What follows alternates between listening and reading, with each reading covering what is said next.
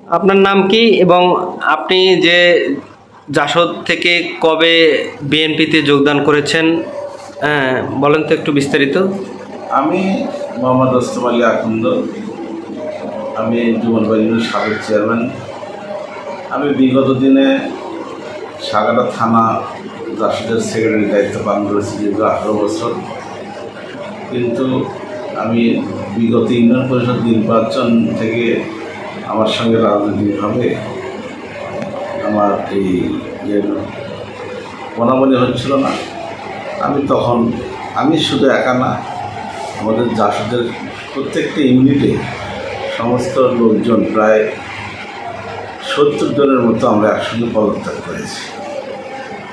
এবং পদত্যাগ করার পরে 22 সালের যে উপনির্বাচন হলো, হজরাবে মারা যাওয়ার পরে যে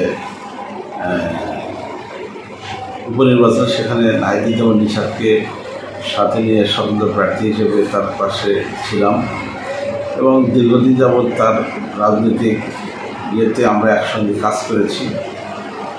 গত ভোট চোরের যে ভোট চুরি করেছিল রিপন সাহেব, বা তারা যে উপনির্বাচনটাকে বন্ধ হয়েছিল, সেখানে আমরাই প্রথম এই ভোট চুরির বিরুদ্ধে একটা মিছিল করেছিলাম, যার জন্য আমাকে অনেক নির্যাতনের শিকার হতে হয়েছে। আমি উপনির্বাচনে আগেও হলদিয়ার রফিকুল চেয়ারম্যানের বাড়িতে একটা অফিস ভাঙার মামলায় আমাকে দেওয়া হয়েছিল, যেটা একটা মিথ্যা ঘটনা। এবং তারপরে জুমার বাড়ির অফিস ভেঙে আওয়ামী লীগ আমার নামে মামলা দিয়েছিল এবং প্রতিনিয়ত আমাকে পুলিশ দিয়ে হয়রানি করেছে। আমি দীর্ঘ 14টি মাস আমার বাড়িতে থাকতে পারি নাই। আমরা এই কোঠাবিরোধী আন্দোলনে আমরা অংশগ্রহণ করেছি। আমার ভাতিজাকে আমার সামনে থেকে অ্যারেস্ট করে নিয়েছিল, তারপরে আমরা মিছিল করেছি। আল্লাহর রহমত। কবে মিছিল করেছেন? গত 5 তারিখে আমরা মিছিলটা করেছি। মিছিল করার প্রাক্কালে আমরা জানতে পারলাম যে শেখ হাসিনা দেশ থেকে পালিয়ে গিয়েছে। কোন জায়গায় মিছিলটা করেছিলেন? আমরা বাজিতনগর বাজারে আমরা মিছিলটা করেছি।